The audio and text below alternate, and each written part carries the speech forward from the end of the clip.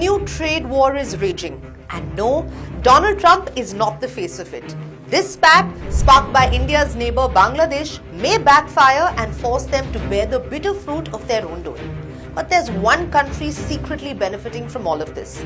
Watch the video till the end to find out. Now this dates back to late 2024 when Bangladesh introduced restrictions on Indian exports and later started escalating these restrictions in April 2025. Dhaka had imposed a ban on Indian yarn imports through major land ports, stricter curbs on rice shipments and bans on paper, tobacco, fish and powdered milk imports. It also imposed a transit fee of 1.8 taka per ton per kilometer on Indian goods passing through Bangladesh. Then, in a tit-for-tat move, India banned imports of at least 7 items from Bangladesh, which make up for 42% imports through land routes.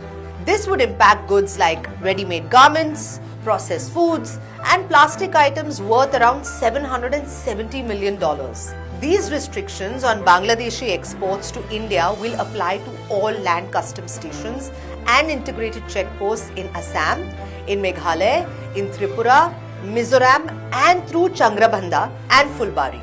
It's important to note that these imports from Bangladesh are not subject to a total ban, but they will only be allowed through Mumbai's Nhava Sheva and Kolkata's seaports. To put it simply, while Bangladesh banned Indian yarn imports, India has imposed restrictions on the final product made using the yarn, Bangladeshi ready-made garments. Here's the irony though.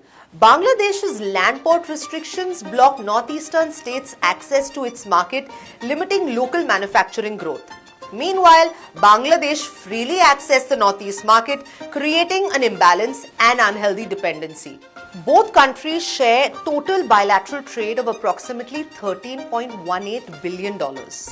India's exports to Bangladesh stood at $11.32 billion in 2024, a decrease from 2022, whereas Bangladesh's exports to India stood at $1.86 billion in 2024. It's evident that India has a significant trade surplus with a deficit for Bangladesh of approximately $9 to $10 billion.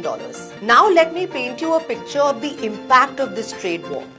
Bangladeshi garments, one of the major exports to India, are valued at around $700 million annually and reached $563 million in the first 10 months of the fiscal year 24-25 itself.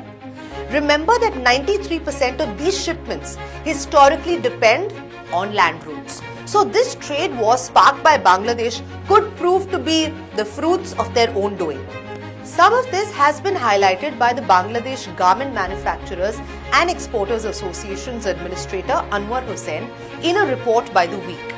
He spoke about the adverse effects of rerouting exports through seaports, warning that extended shipping durations and elevated costs could undermine Bangladesh's competitive edge in the Indian market.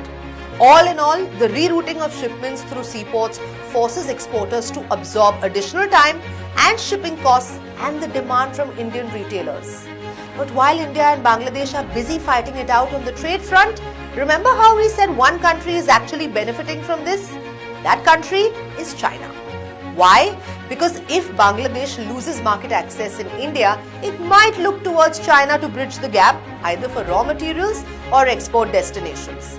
The second coincidence is that this trade war was sparked off by remarks of Bangladesh's interim government, CA Muhammad Yunus, on Northeast India.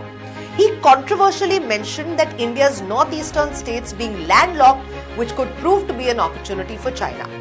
Eastern part of India, called Seven Sisters. They are landlocked country, landlocked region of India.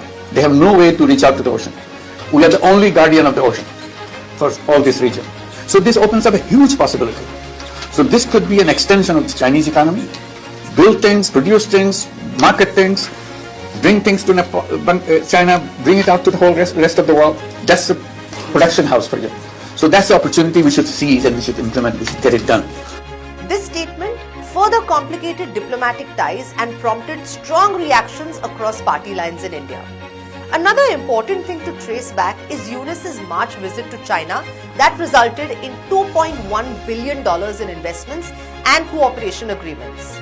This signals that the fall of Sheikh Hasina's pro-India government and the rise of Yunus's interim regime have in a way changed Bangladesh's regional stance.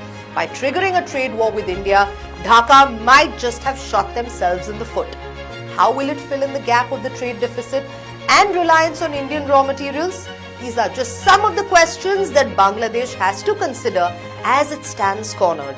All in all, India's retaliatory measures have given a befitting reply to Bangladesh that might have just been a checkmate in this trade war. For more such videos, stay tuned to NDTV Profit.